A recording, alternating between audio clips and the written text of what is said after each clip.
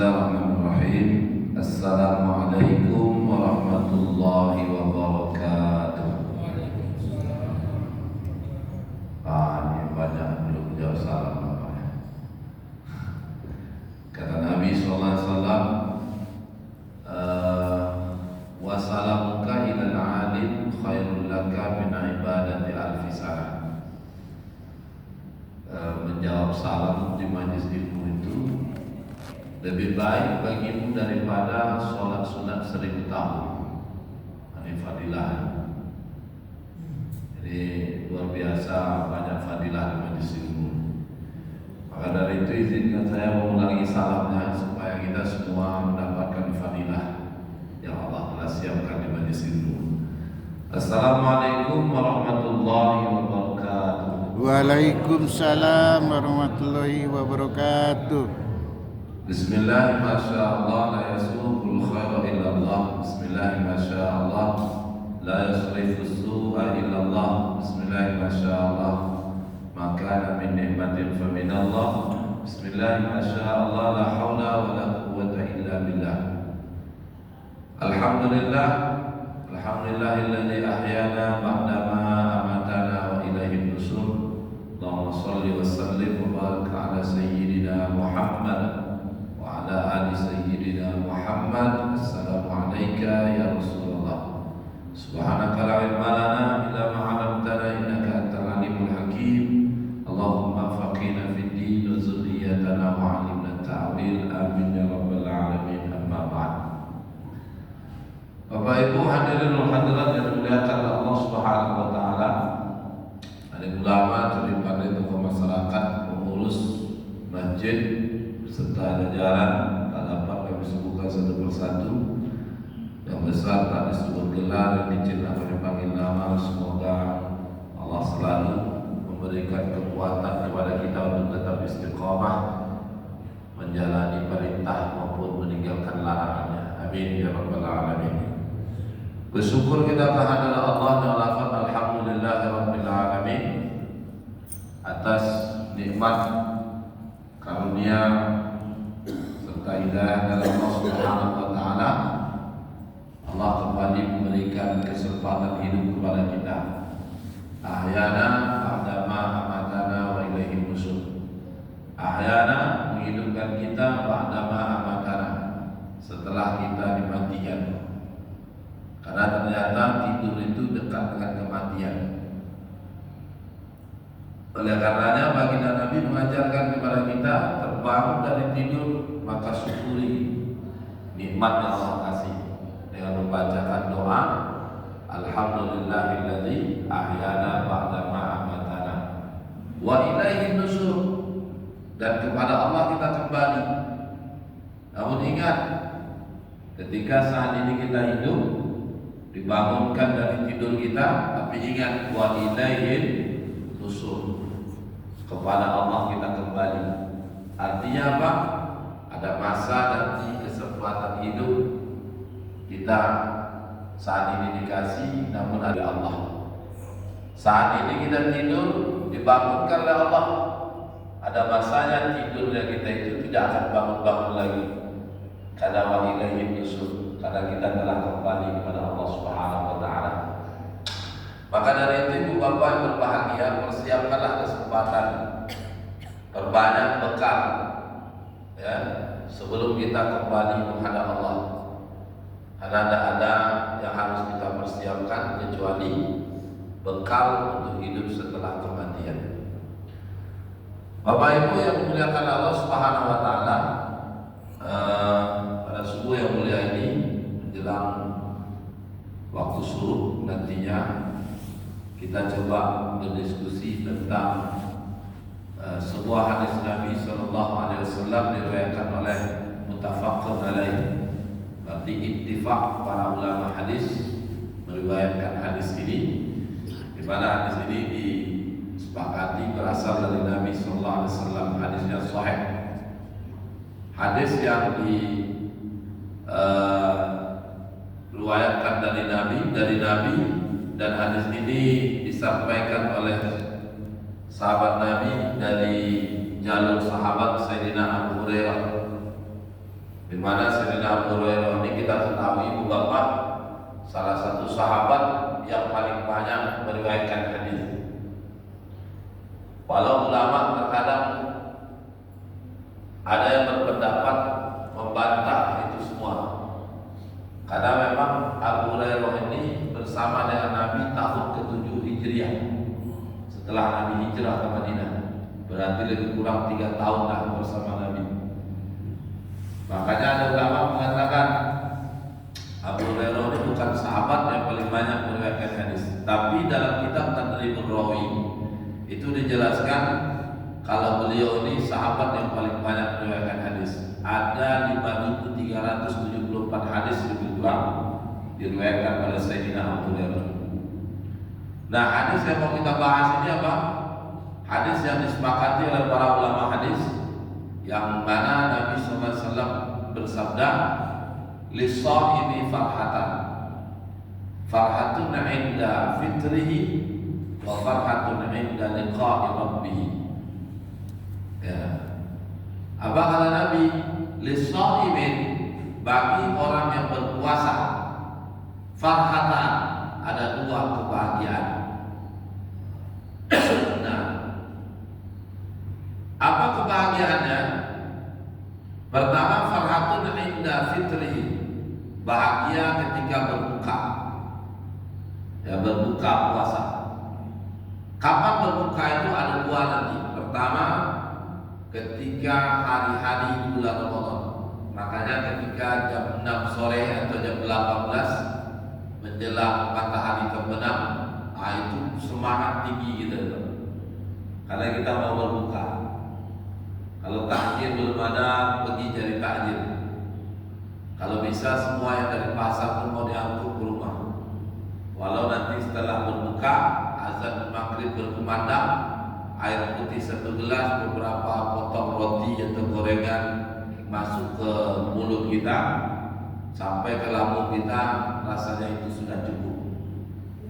Tapi ada hal yang menjadi poin penting menghadapi berbuka itu. Seorang mukmin yang berpuasa pasti ada rasa bahagia, bersukacita, ya. Nah, namun ada bahagia yang kedua itu bagi yang berpuasa itu apa?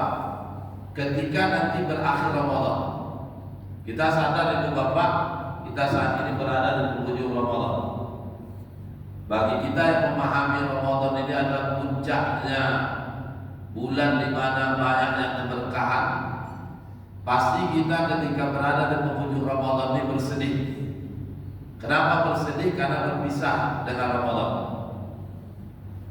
Tidak ada di bulan yang lain sespesial Ramadan. Di antara spesialnya apa? Bulan yang banyak berkah. Apa bentuk berkahnya? Dalam hadis qudsi itu dikabarkan oleh Nabi SAW, ibadah sunnah di bulan Ramadan itu dinilai di sisi Allah seperti menunaikan ibadah wajib. Sebaliknya ibadah wajib itu dicatat dengan 70 kebaikan. Itu tidak ketemu di bulan yang lain. Makanya kalau kita berada di penghujung Ramadan, apalagi sekarang ini kita di hari ke 27, kalau genap 1 bulan itu 30, lebih kurang 3 hari lagi. Kalau tidak, lebih kurang 2 hari lagi Ramadan bersama dengan kita. Ada rasa berduka, sedih, namun ada rasa bahagia. Dalam kesedihan itu ada berbahagia. Kenapa? Karena farhatun 'inda fitrihi, bahagianya kita karena kita berada di penghujung Ramadan. Itu artinya kita akan memasuki Syawal. Ya. Nah, di Syawal itu nanti ketika terlihat hilal Syawal, mulai dari malamnya kita kembali normal. Dalam artian makan seperti biasa, seperti bulan-bulan sebelum atau di luar Ramadan. Ini berasa bahagia, bisa kembali makan. Pertama, yang kedua apa rasa bahagianya?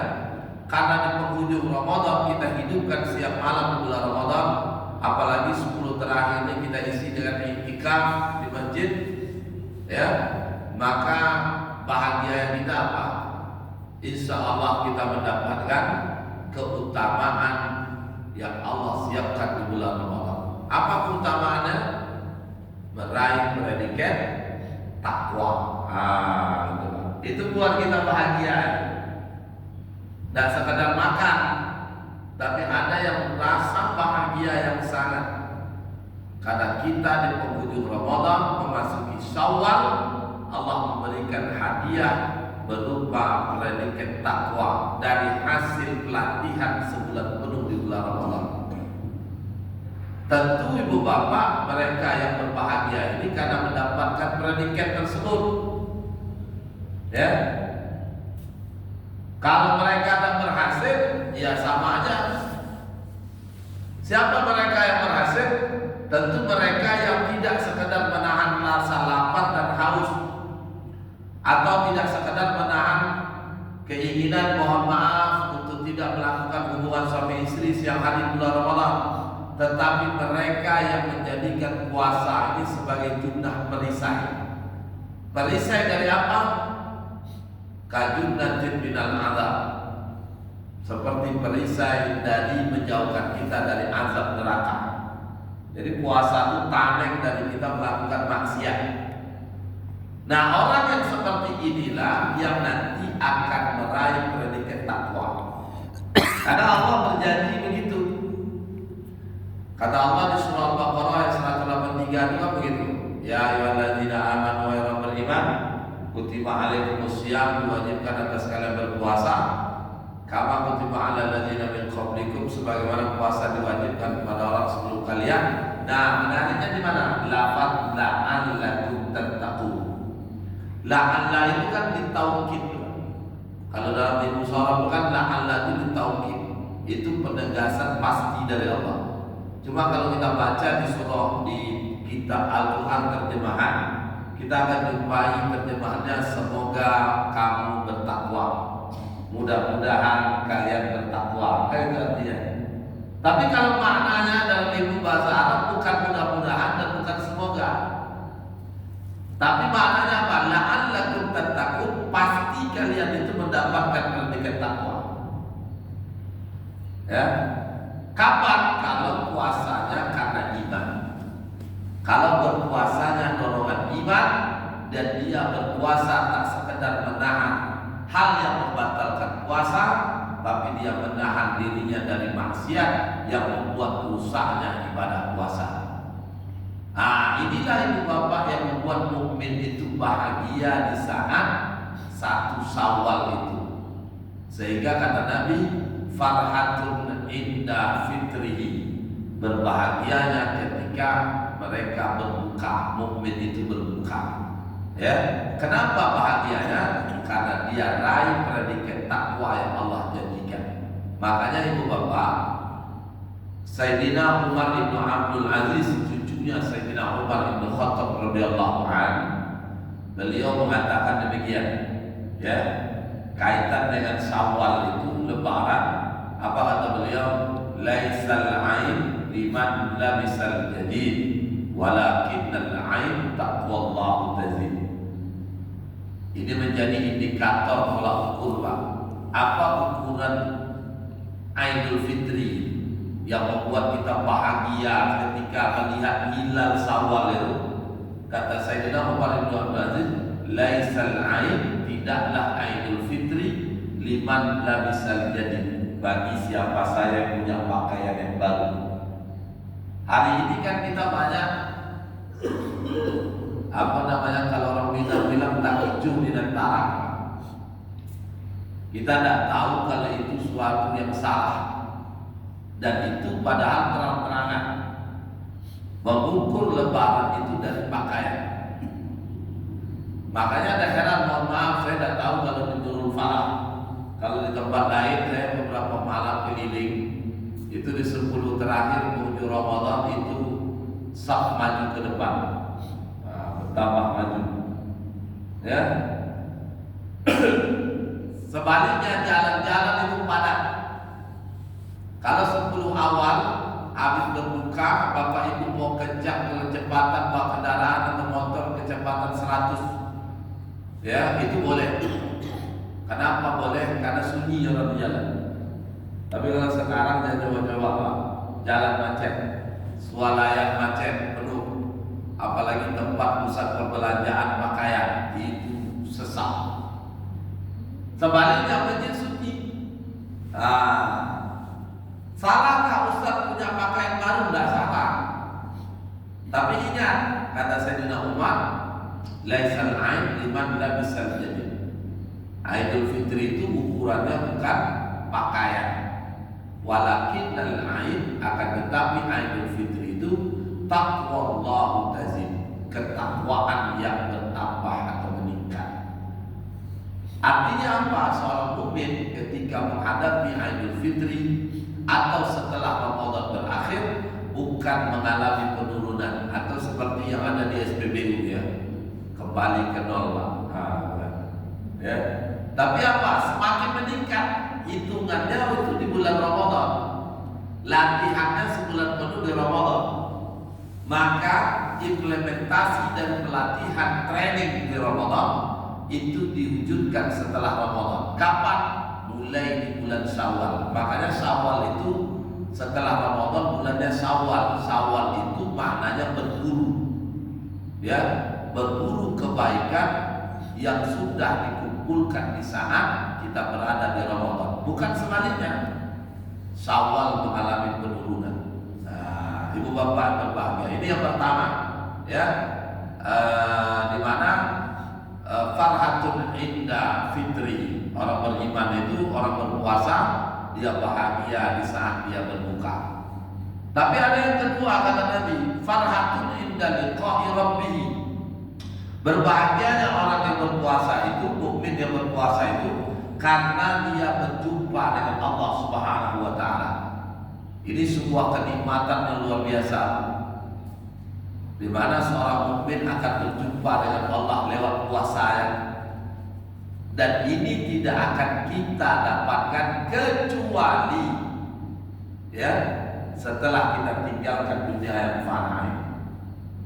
Makanya waktu di dunia ini Bapak Ibu, tidak bakalan kita bisa melihat Allah secara zat, tapi merasakan keberadaannya bisa dengan iman, dengan mata hati kita. Tapi melihat zatnya tidak bakalan, apalagi menyerupai. Walam yakul lahu kufuwan ahad. Tidak ada yang menyerupai Allah. Apalagi kadang-kadang ada di pejam mata cari cahayanya. Oh, cahaya putih. Nah, ini keliru. Tidak bakalan Pak. Karena kalau ada Allah itu cahayanya seperti cahaya putih, nah itu berarti menyerupai makhluk itu. Makanya jangan dicari-cari pula. Ya, bisa sedek nanti, atau ibaratkan senar gitar tuh kendor atau bisa jadi putus tali namanya, memaksakan mencari. Padahal Allah Subhanahu wa taala melalui lisan Jibril alaihissalam itu bertanya kepada Nabi, dan Nabi telah menjawabnya dengan 4 pertanyaan dia juga Jibril kan. Pertama, ma huwa Islam? Nabi menjawab, apa kata Nabi? An tashhada an la ilaha illallah wa anna Muhammadar Rasulullah wa iqamis shalah wa ita'iz zakat wa shaum Ramadan wa hajjul baiti man istata'a ilaihi sabila. Jadi Islam itu apa? Dijawab oleh Nabi, rukun Islam yang 5 perkara. Kemudian malaikat Jibril bertanya pertanyaan kedua, ma huwa iman? Apa itu iman? Antum tu'mina billahi wa malaikatihi wa kutubihi wa rusulihi wal yawmil akhir wal qadari khairihi wa syarrihi min Allah. Ketetapan baik dan buruk yang datang dari Allah, itu yang disebut dengan rukun iman. Nabi telah jawab. Tapi sampai ke pertanyaan ketiga, ma huwa ihsan? Apa itu ihsan? Apa dijawab oleh Nabi ketika itu? At-ta'budullah ka'annaka tara fa in lam yakun tara fa innahu yaraka. At-ta'budullah, jika kamu beribadah kepada Allah, jika kamu menyembah Allah, termasuk ketika di dalam salat, at-ta'budullah ka'annaka tara. Huruf kaf di situ itu tafsilan, perumpamaan, semisal, seakan-akan, bukan sebenarnya. Ka'annaka tara, seakan-akan kamu melihat. Makanya kalau kita beribadah, sholat, seakan-akan kita melihat. Tapi kata Nabi apa? Fa in lam yakun tara, in lam yakun, lam itu fi'il harfun nasab, yakun itu fi'il mudhari. Kalau ketemu dua kata formula seperti ini, formasi seperti ini kalau dalam ilmu nahwu namanya ini menjelaskan sampai kapanpun. Fa in lam yakun tara, jika kamu tak melihatnya, artinya apa? Sampai kapanpun selama kaki kita ini, dua kaki kita di atas bumi, tak akan pernah melihat Allah. Fa in lam yakun tara, fa innahu yaraka. Inna itu penegasan, taukid dari Allah. Dari ungkapan penegasan, pasti Allah melihat. Nah, ini perasaan seperti ini harus muncul dalam diri kita, sehingga ketika beribadah, termasuk waktu sholat, seakan-akan kita sedang berdialog dengan Allah. Tapi kalau tidak, yakinlah Allah sedang melihat kita sedang sholat. Nah, perasaan yang seperti ini akan terbangun koneksi yang disebut idrak sillabillah, hubungan langsung koneksi dengan Allah Subhanahu wa Ta'ala. Maka kembali kepada hadis tadi, ya. Apa kata Nabi? Farhatun inda liqa'i rabbih, bahagia ketika berjumpa dengan Allah Subhanahu wa Ta'ala. Kapan kebahagiaan ini kita rasakan? Ketika nanti kita tinggalkan dunia yang fana ini, ketika kita mengalami kematian, ya. Makanya ibu bapak suatu ketika Syekh Sa'id Ramadan Al-Buti rahimahullah ta'ala pernah ditanya oleh jemaahnya, ma maknal maut, apa dimaknai maksudnya dengan kematian? Apa dijawab oleh Sa'id Ramadan Al-Buti? Mutu na'im, kematian adalah sebuah kenikmatan. Kira-kira bagaimana menurut Bapak Ibu? Sepakat nak mati itu nikmat? Ini gambarnya udah berpisah alam tengok. Ya, mutu na'im, mati itu nikmat. Dijawab oleh Syekh Ramadan Putih, kenapa tidak? Kerinduan ingin bertemu dengan Allah Subhanahu wa Ta'ala itu akan hanya terwujud lewat pintu kematian. Makanya bagaimana mungkin kita ini tidak menganggap mati itu nikmat? Karena lewat kematian itulah kita bisa bertemu dengan Allah Tabaraka wa Ta'ala. Makanya saya kadang-kadang heran, Pak, ada orang umur sudah 40 ke atas, tapi mati itu masih takut, ngeri dengan kematian. Bahkan kadang-kadang kalau udah cerita mati, Ustaz, nggak usah bahas mati lah, bahas yang lain. Mau bahas apa lagi? Umur dah 40, apalagi umur dah 70, sepuh pula itulah. Tak mau pula cerita mati. Mau cerita apa? Cerita dunia ada lewat. Mesti itu. Makanya ulama sufi mengatakan, ketika usiamu sudah 40 tahun ke atas, maka jangan memandang kematian sesuatu yang mengerikan, tapi memandang kematian sesuatu yang menyenangkan, indah. Ketika di hati kita itu merasa melihat kematian sesuatu yang indah, maka apa kata para ulama sufi? Kamu sehati-hati, kamu sedang bermain cinta dengan Allah. Begitu Pak, luar biasa. Kenapa? Karena lewat kematian itu kita rindu akan bertemu dengan Allah Subhanahu wa Ta'ala. Nah, ini akan diraih oleh mereka yang berpuasa. Makanya ini kebahagiaan berikutnya. Ketika seorang mukmin berada di penghujung Ramadan, ada rasa bahagia karena akan bertemu dengan Allah Subhanahu wa Ta'ala. Bahkan Imam Ibnu Qayyim Al-Jauzi mengatakan, ketika bertemu dengan Allah, inilah puncak kenikmatan bagi penghuni surga. Karena nanti puncak nikmat itu ketika penghuni surga sudah terkumpul semuanya, maka Allah bertanya kepada malaikat Jibril, wahai Jibril, apa janjiku yang belum kupenuhi? menampakkan wajah. Maka ketika itu Allah membuka tabir hijab sehingga dinampakkan wajah Allah. Kata Imam bin Qayyim, ketika Allah menampakkan wajahnya, maka kalahlah semua nikmat yang ada di surga. Cuma kan kalau hari ini orang bicara nikmat surga, apalagi apa-apa, bapak-bapak itu yang terbayang apa? Bidadari aja apa? Padahal itu nikmat paling rendah tuh. Kenapa cuma terbayang bidadari? Karena bapak-bapak ini ada rencana mau tamci dan jadi. Lain tentu tamci pak. Tamu cie.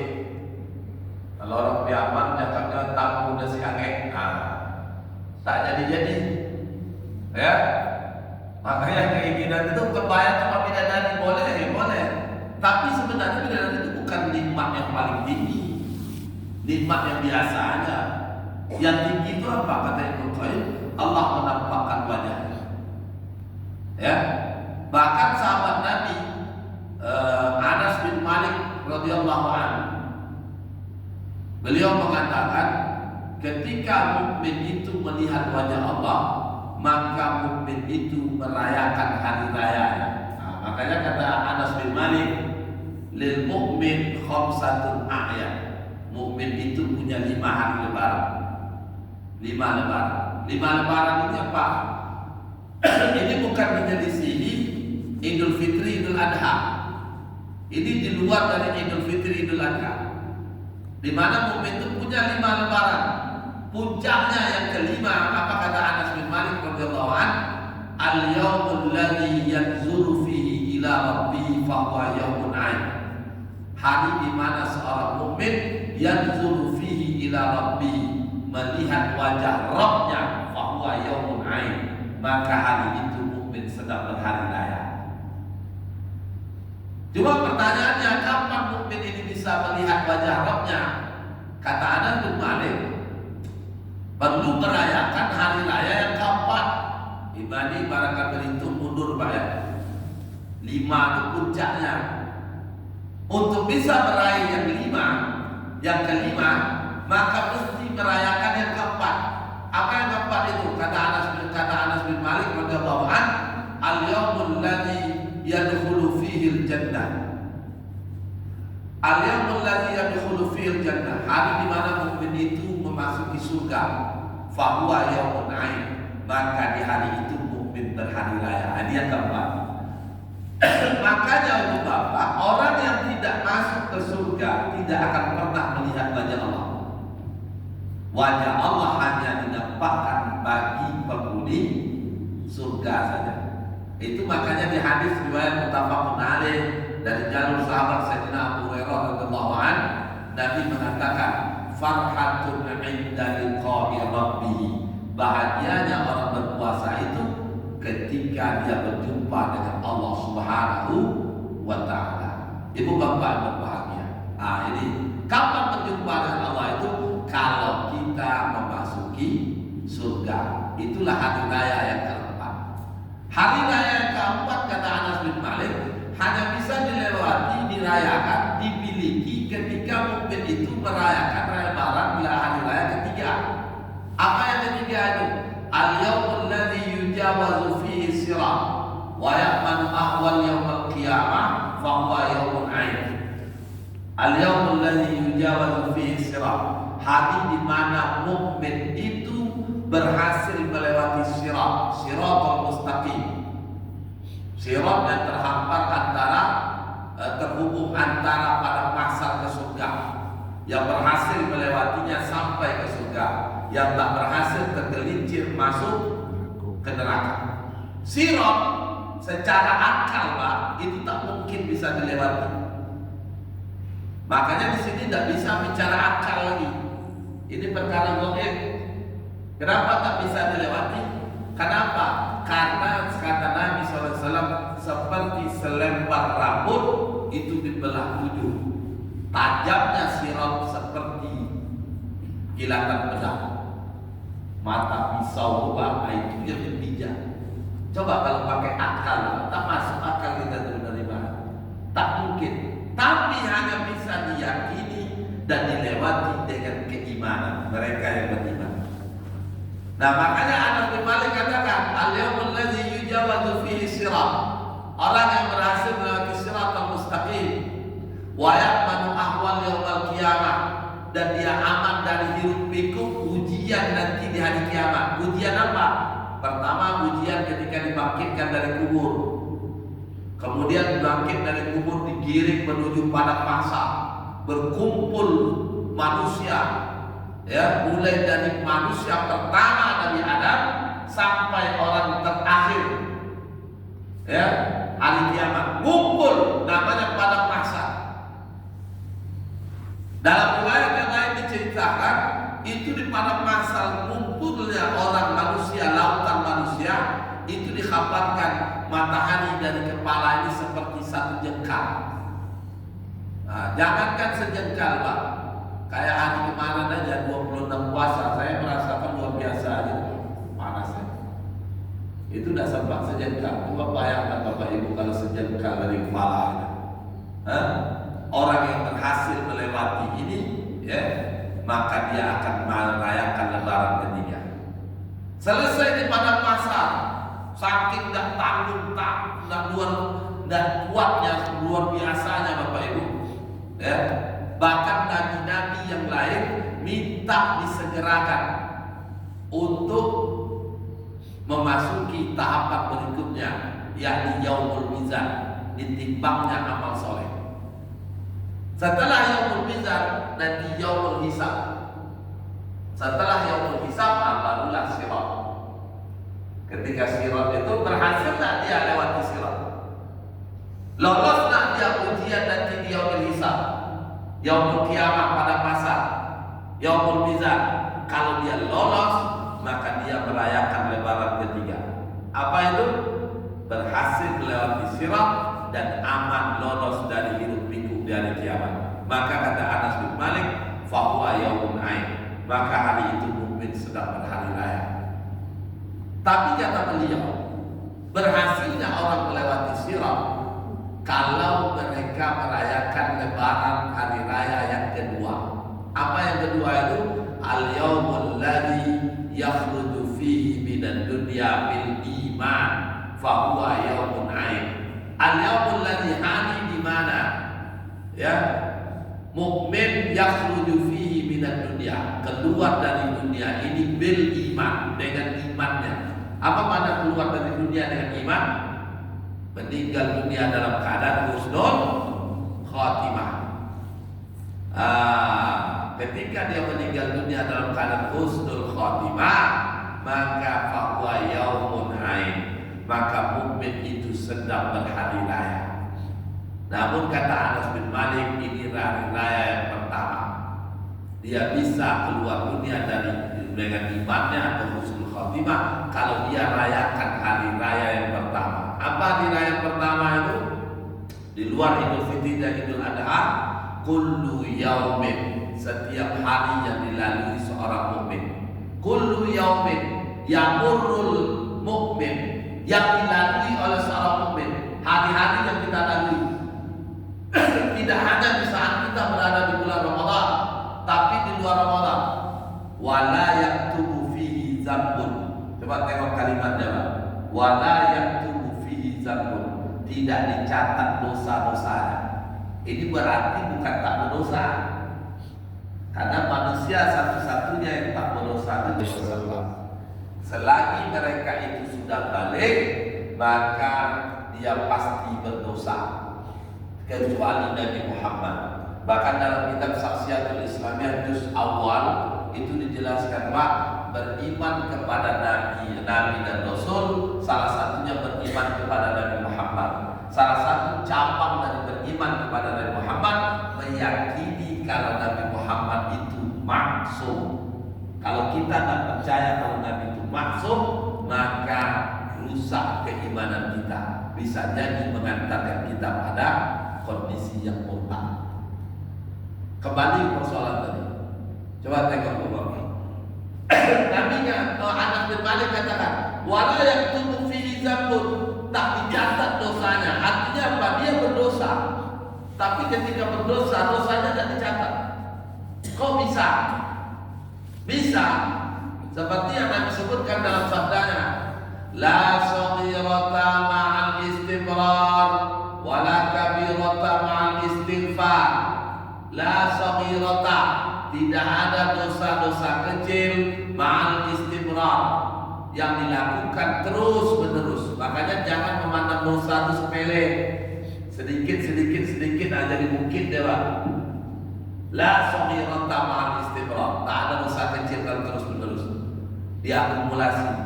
Tapi kata Nabi, wala kabirata ma'al istighfar, tidak ada dosa besar kalau istighfar dan taubat.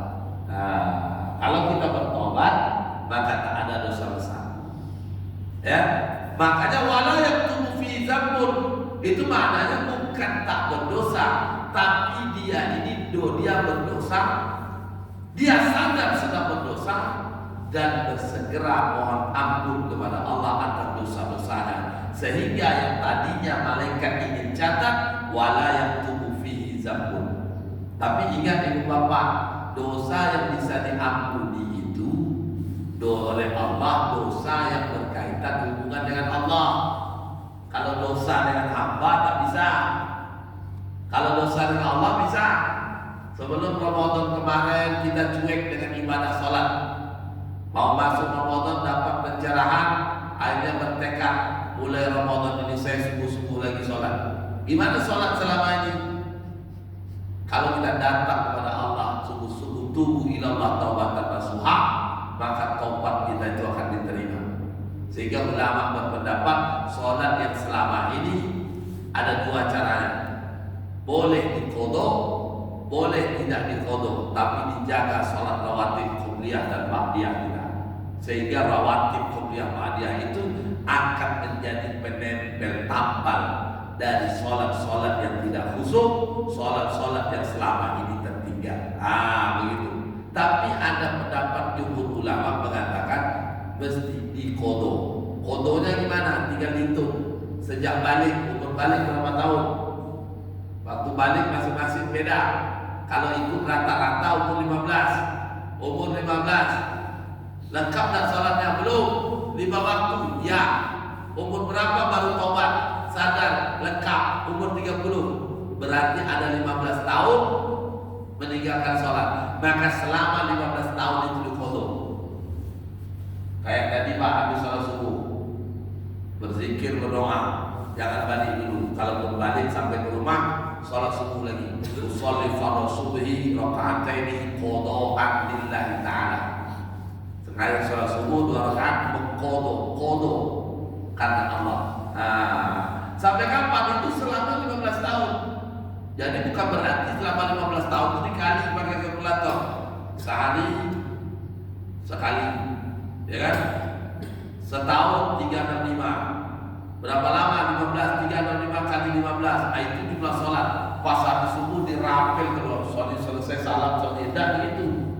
Tapi dikerjakan setiap waktu selesai kita sholat. Zuhur tinggal. Nah, kerjakan habis sholat zuhur, berzikir, berdoa. Sebelum kita lipat sajadah, berdiri, qodhokan sholat zuhur kita. Sampai kapan? Selama kita tinggalkan. Kalau tak ingat, diagak-agak aja lah. Kira-kira berapa lama? Berapa banyak? Maka kalau kita qodho, andaikan ajal kita tiba, baru qodhonya 10 tahun, 5 tahun masih belum diqodho, insya Allah dimaafkan. Tapi ingat, ini dosa kita dengan Allah. Tapi kalau dosa dengan manusia itu tak selesai dengan minta ampun kepada Allah. Walau di malam Lailatul Qadar sekalipun. Bahkan dosa dengan sesama manusia itu bisa mengikis, menghapus, menghilangkan pahala ibadah kita. Kok bisa Ustaz? Pernah dengar enggak Pak hadis tentang bangkrut? Hadis tentang bangkrut. Suatu ketika Nabi bertanya kepada sahabat, "Atadruna namal muflis?" Tahukah kamu apa disebut dengan bangkrut? Kira-kira kalau Bapak Ibu ditanya bangkrut itu apa Pak Bu? Apa kita jawab kira-kira? Orang yang rugi, orang yang belum nikah, usahanya gagal, modalnya habis, uangnya tak ada, kan gitu Pak. Ternyata pertanyaan Rasul ke sahabat dulu jawaban sama dengan Bapak Ibu hari ini. Sahabat menjawab, atadruna nama muflis. Qalu al-muflisu fina man la dirham lahu wa la mata. Orang bangkrut di antara kami la dirham lahu, orang yang tak punya binti wala mata, tak punya fasilitas kekayaan, hartanya habis. Itu orang bangkrut, kata sahabat. Tapi kata Nabi, tidak, qala innal muflisa min ummati, orang bangkrut dari umatku, ya'ti yaumil qiyamah, nanti dia datang di hari kiamat, bi sholatin, dia bawa pahala salatnya, wa zakatin, bawa pahala zakat, wa siyamin, bawa pahala puasa, bahkan pahala haji umrohnya, infak sedekahnya, ditimbang nanti di hari kiamat. Banyak pahalanya Pak. Surga sudah di depan mata rasanya. Tiba-tiba ketika pahalanya sudah habis timbang, wayati datang kelompok yang memprotes. Ya Allah, jangan masukkan timbulan dulu surga. Siapa mereka yang memprotes ini? 5 golongan. Yang ini potret gambaran urusan dengan manusia, kehidupan sosial kita. Apa yang pertama? Qad syatamahala, orang yang dicaci maki, disumpah serapah. Malam Lailatul Qadar bapak yang mulai pas muhasabah, menangis, mengadu sama Allah, ya Allah ampuni dosaku dengan sebulan. Aku telah mencaci maki dia, bersumpah serapah dengan dia. Apakah dosanya diampuni? Dijawab oleh orang India, abdehi, tidak diampuni. Ini serius kajian Bapak Ibu. Itu kan ada cerita dosa. Pas waktu. Tak diampuni. Makanya kita pun Pak, hati-hati mulut nih. Apalagi kita di Pekanbaru ini di jalan raya. Sore-sore mau pergi beli takjil, jalan pakai motor. Tiba-tiba jalan raya itu kan sesaat. Dekat lampu merah pula lagi. Diserempet oleh motor yang lain. Ada motor pengendara yang lain, diserempetnya. Ketika diserempet, kadang-kadang mulut tak ditahan, keluar kebun binatang dari mulut. Salah satunya apa? Baru apa? Baru itu sekalinya Pak. Tak pernah kita selesaikan urusan di dunia. Kapan baru nanti dia datang? Besok dari kiamat. Ya, makanya kata Allah Subhanahu Wa Taala, in ahsantum li anfusikum wa in asya'tum falaha. Jika kau berbuat baik, kebaikan milik kau. Jika kau buat jahat, keburukan, maka kejahatan keburukan itu milik kau. Kau maki orang kali ini, maka maki itu milikmu. Makian itu milikmu. Besok dari kiamat dia datang protes. Ya Allah, jangan masukkan si bulan ke surga. Urusannya denganku belum selesai. Makanya mumpung hidup ini Pak, kalau ada dosa dengan manusia, selesaikan. Ya, ada kata-kata kita yang menyakiti hati orang, minta kata maaf. Cuma pas datang kita minta maaf, tak mau dia memaafkan. Wajar Pak, manusiawi. Jangan bilang kita berdalil, kamu minta maaf, tak mau kau maafkan. Allah saja Maha Pengampun. Ya Allah, kita bukan Allah. Manusia kalau tak memaafkan kesalahan orang lain itu manusiawi. Makanya coba cek di Al-Quran, tidak ada ayat Al-Quran memerintahkan untuk minta maaf. Tapi perintahnya berilah kata maaf. Coba baca Ali Imran surah ketiga ayat 134. Coba. Di ayat 133 Allah menjelaskan, wasari'u ila maghfiratin min rabbikum wa jannatin 'arduha as-samawati wal ardu 'iddat lil muttaqin. Segera pengampunan Rabbmu yang mana luas Allah menjadikan surga seluas langit dan bumi. Untuk siapa? U'iddat lil muttaqin. Untuk orang yang bertakwa. Siapa orang bertakwa dalam ayat ini? Ayat 134. Alladzina yunfikuna fis sarra'i wad dharra. Orang yang berinfak di saat lapang maupun sempit, di saat senang walaupun susah, di saat berduit walaupun tak berduit. Stabil aja, infak terus. Baik berduit maupun tak berduit, dia tetap berinfak sesuai kondisi. dia tetap berimpah. Ini pertama orang yang Allah janjikan surga. Sarwa wa dharra. Wal kadhiminal ghaiz, orang yang menahan amarahnya, emosinya. Makanya bulan puasa ini latihan, Pak. Jika ada orang membawamu, mengusirmu, mengganggumu, mengajakmu berkelahi, maka apa kata Nabi? Fayaqul marratain, ungkapkan 2 kata 2 kali. Ini shaim, aku sedang puasa, aku sedang puasa. Nah, ini itu apa? Menahan amarah supaya apa? Mendapatkan janjian surga. Nah, yang ketiga itu Pak, poinnya. Apa yang perlu ketiga? Wal 'afina 'anil nas, memaafkan kesalahan orang lain. Tidak ada fa'fu wasfahu, berilah maaf, bukan minta maaf. Kenapa? Karena minta maaf itu apa? Habis kajian ini pergi bekerja atau bersih-bersih pekarangan rumah, tiba-tiba ada orang tingkahnya lain, naik spanding, darah tinggi pula, naik pula darah, kolesterolnya pun naik, dimaki-maki orang itu kan. 2 jam kemudian dia datangi minta maaf. Mohon maaf tadi kolesterol naik, darah memuncak, tak terkontrol, aku maki ya waktu, minta maaf lah. Gampang Pak. Tapi pertanyaan 2 jam sebelumnya dimaki Bapak Ibu ini, 2 jam sesudah itu datang orang itu minta maaf. Bisakah legowo hati kita ini menerima kata maafnya? Belum tentu. Makanya Allah siapkan wal 'afina 'anil nas. Kalau kau maaf dia yang meminta maaf, di surga Allah siapkan. Bukan meminta maaf, tapi memberi maaf. Makanya urusan dengan orang ini caci maki selesaikan. Ini besok akan protes dari kiamat. Siapa yang kedua kata Nabi? Wa qadhafa hadza, orang difitnah, dituduh dia tak berbuat, dibilang berbuat. Ulang nanti malam, di pulang malam mana perempuan ini tak jelas perangaiannya. Tak tentu di luar tu pakai aja kerudung, perangai pergaulan belum tentu Pak. Jangan salah sebut, itu fitnah, menuduh. Besok dia dari kiamat, karena dia sadar nanti ada kematian, besok ada pertanggungjawaban, dan tak tahulah besok kau berurusan dengan aku dari kiamat. Nah, ini kelompok kedua. Siapa kelompok ketiga? Wa akala mala hadza, orang yang hartanya diambil dengan jalan tak hak, tidak benar, termasuk utang piutang. Ada Bapak Ibu utang ini. Utang piutang itu Pak, bukan tak selesaikan hari ini, besok di hari kiamat diselesaikan. Cuma di hari kiamat tak ada ATM. Hari ini ada ATM bisa dibayar. Di hari kiamat cuma ada 2 tersisa. Kalau tak pahala dosa, kalau dosa pahala. Maka kalau utang piutang tak selesaikan hari ini, besok hari kiamat selesaikan.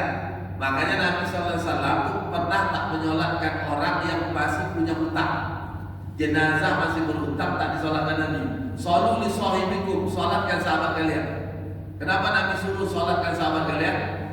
Nabi tak mau nyolatkan karena si bulan yang si mayat ini masih berhutang. Datang sahabat Abu Qatadah, ya Rasulullah, aku menjamin hutangnya. Barulah Nabi balik kanan menyolatkan jenazah. Itu bisa Pak Bu, orang-orang bapak-bapak yang sesepuh, orang tokoh masyarakat, kalau dirasa lingkungan kita ini jemaah kita hobi berhutang, apalagi pengurus masjid, itu boleh ngasih sanksi sosial. Datang berbaik nasihati elok supaya untuk berhenti hutang. Kalau tak mau dia, kalau tak mau dia berhenti, besok mati, dia sudah kurus, boleh Pak. Tapi jangan larang orang jemaah lain untuk menyolatkannya, berusul sekampung. Tapi boleh Pak mengasih ancaman kayak itu tokoh masyarakat sebagaimana Nabi. Aku tak mau menyolatkan, shalu li sahibikum, sholatkan sahabat kalian. Itu boleh memberikan sanksi bagi orang yang berhutang untuk tidak disolatkan. Nah, ini wa akala mala hadza. Ini mohon maaf, harta orang diambil, apa contohnya lagi? Korupsi. Saya dalam hal ini tegas-tegas Pak ngomong Pak.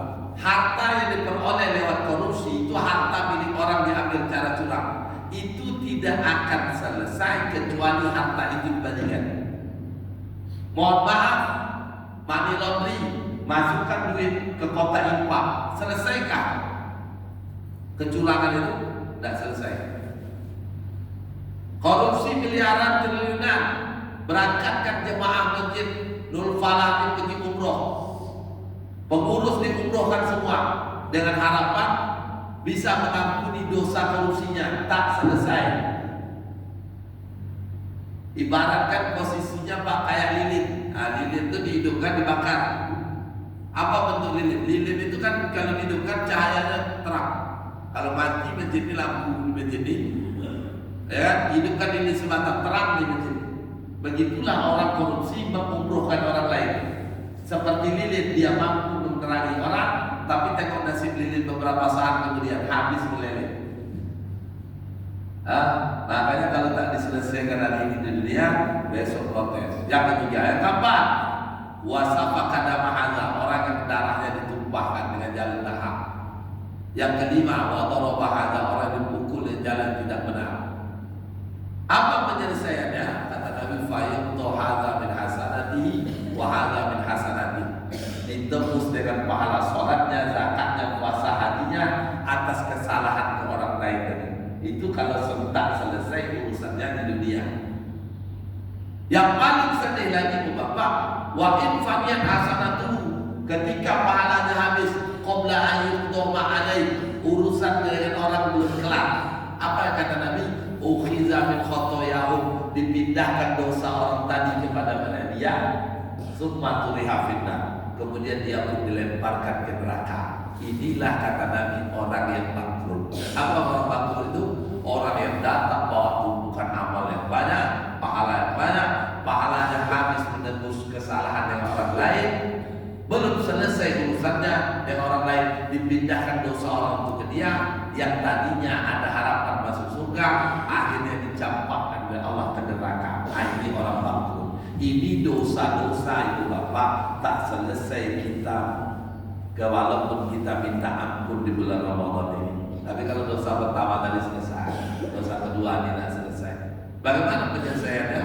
Selesaikan waktu hidup kita di dunia, sehingga apa yang terjadi nanti ketika kita meninggalkan dunia yang fana ini, kita tidak membawa dosa dengan manusia, sehingga ya hari-hari kita lewati dengan iman, dengan tetap tak dicatat dosanya. Kita tinggalkan dunia ini dalam keadaan husnul khatimah. Nanti di hari kiamat kita pun beramal bisa melewati siratal mustaqim, yang akhirnya kita masuk ke surga, sehingga pada puncaknya kita bisa bertemu dan menatap wajah Allah. Makanya Nabi katakan farhatun inda liqa'i rabbih, bahagia yang kedua seorang mukmin yang berpuasa, dia bisa berjumpa dan menatap wajah Allah. Semoga ada hikmah dan manfaat Bapak Ibu dari apa yang kami sampaikan. Ada pertanyaan? Udah. Alhamdulillah.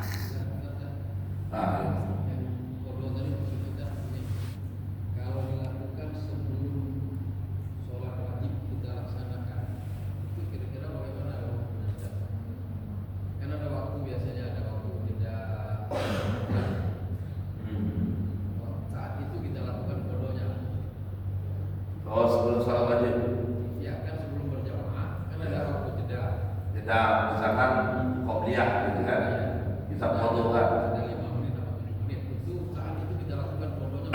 Nah, sepengetahuan saya itu foto itu setelah yang utama tadi Pak. Yang utama, afdal itu yang utama. Sama dengan jamak kosong, zuhur asar. Kalau kita jamak takhir, zuhur di waktu asar, ya itu maka lebih utama zuhur dulu baru asar. Jangan kalau asar dulu baru zuhur, Bapak ya. Kecuali ketika kita dalam kondisi berjamaah dengan imam yang mukim. Pas kita berhenti sholat asar, bermakmum dengan imam yang mukim. Imam yang mukim dia jadi imam sholat asar. Maka karena kita ingin mengambil fadilah berjamaah, fadilah sholat berjamaah, nah tunaikan asar dulu, baru nanti zuhurnya ditakhir. Tapi kalau kita tidak dengan makmum imam mungkin, maka dulukan sholat zuhurnya ditakhir, baru sholat asar. Nah, dengan demikian kayak tadi Pak, kalau ketentuannya kerjakan sholat di waktunya itu dulu, baru setelah itu kita foto. Nah, Abdullah begitu, ya. Karena berbeda dengan rawatib. Kalau rawatib ada yang qobliyah, ada yang ba'diyah. Makanya sebelum sholat fardu boleh. Kenapa? Qobliyah. Subuh tadi, qobliyah subuh. Begitu kan? Nanti habis subuh boleh sholat. Boleh sholat sunat. Tapi bukan ba'diyah subuh namanya. Bagi bapak ibu yang tak terkejar tadi sholat fajar, makanya diqodho sholat fajarnya. Makanya nanti kalau ibu bapak yang pernah pergi haji umroh di Saudi, di Madinah, itu sering habis sholat subuh ada jemaah yang berdiri sholat. Sholat apa nih? Apa ba'diyah subuh? Tidak ba'diyah subuh.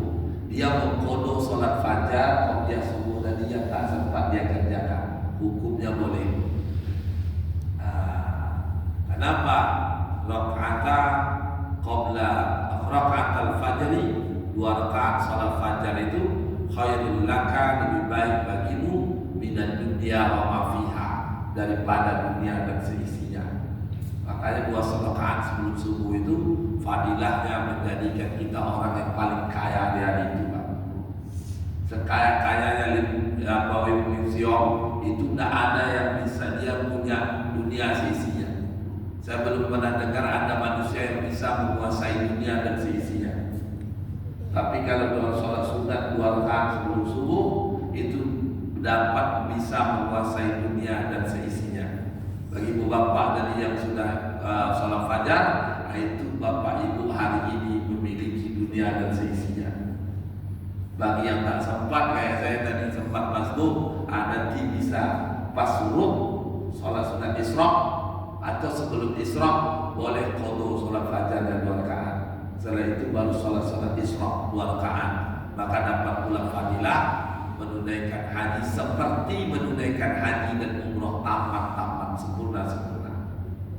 Nah, jadi kembali kepada Pak Haji tadi, boleh tak sebelum sholat fardu? Sependek pengetahuan saya itu lebih ini dianjurkan bukan sebelum sholat fardu, tapi setelah sholat fardu. Karena yang wajib kita itu kan sholat di waktunya itu, bukan mengqodho sebelumnya. Begitu Pak. Dan itu pun tak boleh ulang. Sekali subuh ini kita qodho kan untuk 10 hari atau untuk sebulan. Dikalikan 2 kali 30, berarti 60 rakaat. Sholat kita selesai sebulan, besok cicil lagi sebulan sampai 15 tahun, tak begitu.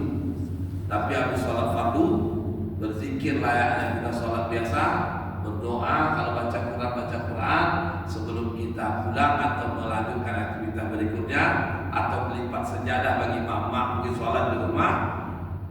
Jangan lipat sajadah dulu. Kalau dirasa selama ini ada sholat subuh yang tinggal atau sholat yang lain, dan sebelum dilipat sajadah, berdirilah dulu mendirikan sholat sunat, sholat fardu yang kita tinggalkan dengan cara mengqodho ya.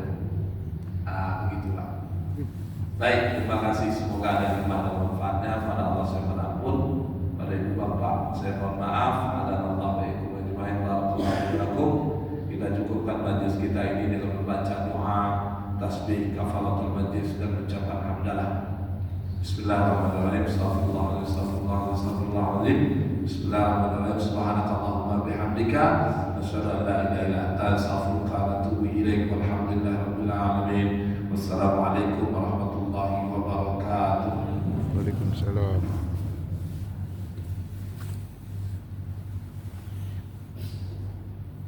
Ya, Pak.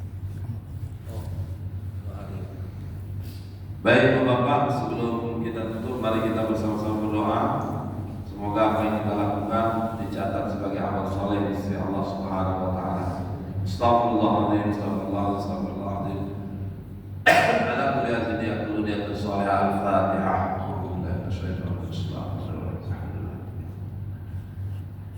Iyyaka na'budu wa iyyaka nasta'in, ihdinas siratal mustaqim, siratal ladzina an'amta 'alaihim ghairil maghdubi 'alaihim waladdallin. Amin. A'udzu billahi minasyaitonir rajim. Bismillahirrahmanirrahim. Alhamdulillahi rabbil alamin, wassalatu wassalamu ala asyrofil anbiya'i wal mursalin wa ala alihi wa sahbihi ajma'in. Allahumma shalli wa sallim wa barik ala sayyidina Muhammad wa ala ali sayyidina Muhammad. La ilaha illa anta subhanaka